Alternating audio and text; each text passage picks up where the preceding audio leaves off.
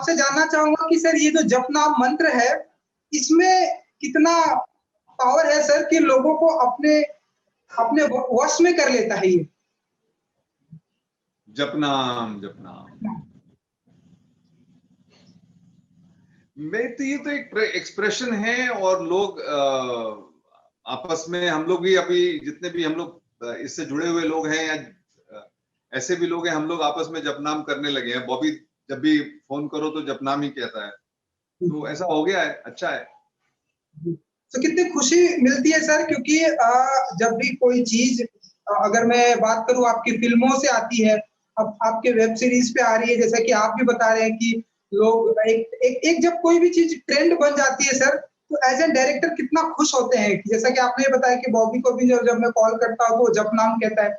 तो कोई चीज जब हमारे सोसाइटी में ट्रेंड बन जाती है तो एज एन डायरेक्टर कितना खुश होते हैं सर आप? अब ये वो खुशी, कितनी खुशी होती है, वो वाला यंत्र मैंने बनाया नहीं अभी तक। अच्छा, बैरोमीटर जो है माप करने वाला, ऐसा बनाया नहीं अभी तक। अच्छा लगता है, और क्या है यार, चलो। हाँ एंड सर बहुत बहुत बधाई सर आपको, आपकी पहली वेब सीरीज है एंड लोगों ने बहुत ही पसंद किया, बहुत ही अप्रिसिएट किया।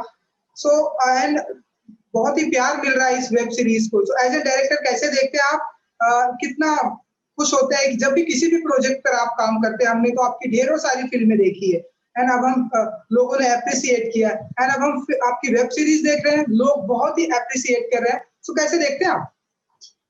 देखिए, तो सिंपल सी चीज है कि संवाद जब होता है तो एक आदमी संवाद करता है, दूसरा आदमी संवाद सुनता है और समझता है, और सुन करके समझ करके अगर प्रतिक्रिया अच्छी मिल जाती है तो संवाद पूरा हो जाता है।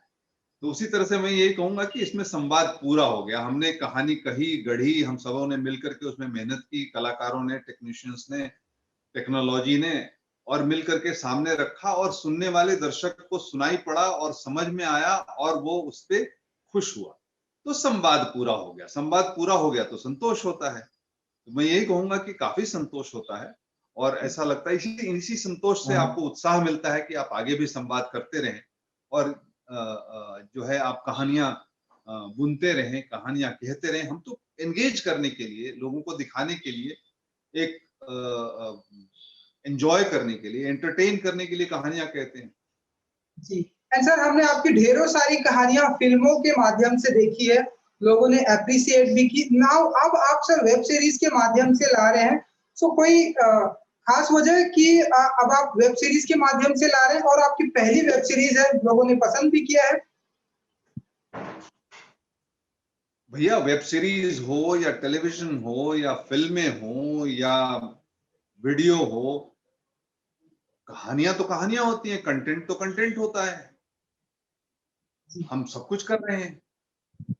वेब सीरीज के अपने चैलेंजेस हैं, वेब सीरीज में काफी फैला हुआ रहता है, वेब सीरीज में काफी, हर कैरेक्टर के आर्क्स होते हैं, हर चीज को समेटना पड़ता है, खोलना पड़ता है, वो एक मजा आता है उसको उसका विस्तार करने में। तो ये भी एक संजोग की बात है। अच्छा, हमने सोच करके किया था कि लोगों को अच्छी लगेगी, और लगी, तो समझ में आ रहा है क्यों। जी। सर अगर मैं आश्रम की बात करूं तो बहुत बड़ी स्टार कास्ट है एंड बहुत बड़े पैमाने पर लोगों ने पसंद किया है। बॉबी देओल की बात करूं एंड दर्शन जी है, अनुप्रिया गोयनका है, त्रिधा चौधरी है एंड आपने भी बताया कि वेब सीरीज के अपने अलग चैलेंजेस होते हैं। तो कुछ बताएंगे सर कि कैसा रहा एक्सपीरियंस? बहुत बड़ी स्टार कास्ट है एंड जो वेब सीरीज के जो चैलेंज होते हैं, तो अगर आप कुछ बता सके सर। नहीं, बड़ी स्टार कास्ट का मतलब अच्छे एक्टर्स हैं। जी। बड़े और छोटे क्या होते हैं। और ये उनके लिए नहीं, हमारे लिए इम्पोर्टेंट चीज है कि हम किसी भी पात्र को, किसी भी घटना को, किसी भी जो कहानी की जो लाइन है उसको हम जस्टिफाई कर पाए, उसके उसके इम्पोर्टेंस को हम उजागर कर सके, उसको इस तरह से कहें कि हमारी ऑडियंस उसमें एंगेज हो, इन्वेस्ट हो।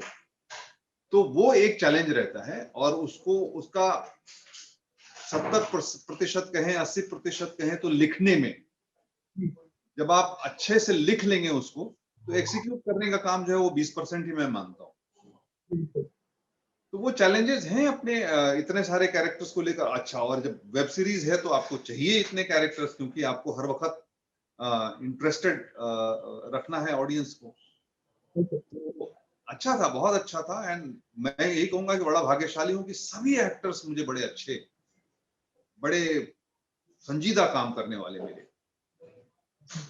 एंड सर, जब मैं सारे स्टार कास्ट से बात कर रहा था, तो सभी ने एक चीज जो आपके बारे में जो कॉमन, आप अपने काम को लेकर बहुत ही पैशन रखते हैं, अपने आप को बहुत ही सेट पर शांत रखते हैं और अपना काम जो है अपने अपने काम पर बहुत ही फोकस रखते हैं। सो कैसे देखते हैं सर आप? कोई इधर-उधर की बातें नहीं, सिर्फ अपने काम पर ही आप फोकस रखते हैं। मुझे पता नहीं मैं कैसे रखता हूँ, लेकिन मुझे तो सिर्फ यही लगता है कि मैं बड़ा मजा आता है मुझे काम करने में। हर दिन शूटिंग का मैं बड़ा उत्साहित रहता हूँ, लगता है मेरी जिंदगी का पहला दिन है ये शूटिंग का। मैं उसी हिसाब से जाता हूँ सेट के ऊपर में, और शाम तक खूब एंजॉय करके आता हूँ। मैं तो इसी बात में मन लगा हुआ है कि इतने सालों से लग ही नहीं रहा कब समय बीत गया। एंड सर, एक चीज जो आपने भी देखी होगी, एंड आपको तो पता ही है, आप लंबे टाइम से इंडस्ट्री में हैं, आपकी फिल्मों के साथ में होते रहता है, एंड अब वेब सीरीज भी लोग ऐसी बातें करते हैं कि रिलीज नहीं होने देंगे, ऐसा इस सीरीज में ऐसा दिखाया गया है, वैसा दिखाया गया। आपकी फिल्मों के साथ में भी ऐसा होता है सर? तो जब ऐसी चीजें आती हैं तो किसे कैसे हैंडल करते हैं सर एज ए डायरेक्टर? ये मैं क्या हैंडल करूंगा, ये तो लोग हैंडल करते हैं। क्योंकि जब तक रिलीज नहीं होती है तब तक लोगों की आशंकाएं बनी रहती हैं। रिलीज होने के बाद जब 4 करोड़ से ज्यादा लोग देख लेते हैं, तो जवाब मैं क्यों दूंगा, जवाब वही देंगे। सो आप सर मानते हैं कि जो जिन्हें प्रॉब्लम हो रही है इस वेब सीरीज से, ये जब चैप्टर 2 आएगा तो उन्हें अपने आप जवाब, ऑडियंस जवाब दे देगी, आप ऐसा मानते हैं? ये हमेशा यही होता है। देखिए, जब भी आप पब्लिक डोमेन की बात करेंगे, एक ऐसी बात जिन पर अलग अलग तरह के विचार हो सकते हैं, तो अलग अलग तरह के विचार आएंगे। कुछ समर्थन में आएंगे, कुछ विरोध में आएंगे, कुछ विचारात्मक बात होंगे, कुछ वाद होगी, कुछ विवाद होगा, कुछ ये चीजें तो होंगी, क्योंकि ये काल्पनिक है, काल्पनिक नहीं भी है। जो मैं इस वेब सीरीज में जो कुछ भी कहा जा रहा है, वो क्या लोगों को मालूम नहीं है? ये तो सारी बातें पब्लिक डोमेन में है। मैंने तो एक कहानी के रूप में बुन करके उसके ताने बाने को इस तरह से पेश किया है कि आप आनंदित हो रहे हैं देख करके, आपकी आपको लग रहा है कि हाँ ये सही बात है, लेकिन कह तो मैं कहा नहीं रहा हूं। जो धर्म गुरु हैं, जो हमारे आध्यात्मिक गुरु हैं, जो हमारा धर्म है, जो हमारी परंपरा है, जो हमारी धरोहर है, उसको कोई हिला सकता है क्या? उसके विश्वास को कोई कोई डिगा नहीं सकता।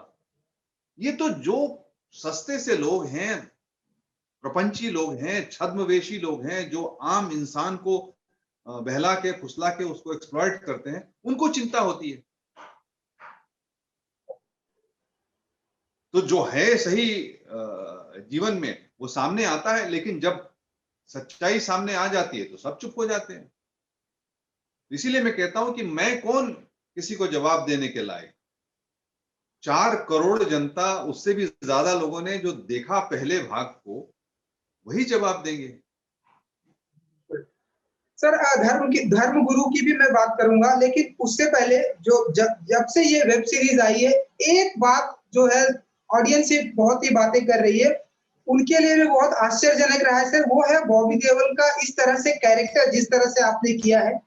पहली बार हम उन्हें इस तरह के कैरेक्टर में देख रहे हैं। सो जब आप भी, जहां तक मेरा नॉलेज है, आप भी उनके साथ में पहली बार सर काम कर रहे हैं। सो कितना चैलेंजिंग था सर, क्योंकि अब तक हमने उन्हें फिल्मों में एज एन माचो मैन देखा था, एंड अब आपने उन्हें एक बाबा के रूप में जिस तरह से प्रेजेंट किया, एंड लोगों को बहुत पसंद भी आया। सो कितना चैलेंजिंग रहा सर आपके लिए? देखो, मुझे नजर था, मुझे मुझे हमेशा से दिखता था कि उनकी एक्टिंग कैपेबिलिटी क्या है। उनकी पर्सनालिटी क्या है, उनकी प्रेजेंस क्या है। जब भी हमने बात की थी, बहुत एक जमाना हो गया काम साथ में काम करने की बात हुई थी, और इस जिस तरह का कैरेक्टर ये डेवलप हो रहा था वो पूरी तरह से फिट होते थे। और क्या है, आप व्यक्ति को पात्र के साथ मत जोड़िए। बॉबी देओल व्यक्ति अलग है, बाबा जो वो प्ले कर रहे हैं वो पात्र है, वो एक एक्टर है। तो बॉबी देओल ऐसा, बॉबी देओल तो करेगा ही, बॉबी देओल एक्टर है, बॉबी देओल तो ये पात्र भी करेगा, इससे भी अलग तरह का पात्र कर सकते हैं। मैं एक्टर हूं, मुझे अगर इस तरह का पात्र मिले तो मैं तो दौड़ के करूंगा। कितने सारे शेड्स हैं, कैसा कलर है, और किस तरह की बात है। शोले में जो सबसे ज्यादा नाम मिला वो किसको मिला? जी जी जी। तो ये हमारे, हम जब एज एन ऑडियंस जब हम देखते हैं तो हम काम देखते हैं। अगर बॉबी देओल सही नहीं दिखते, सही काम नहीं किया होता, वो जमते नहीं तो नहीं खड़े होते।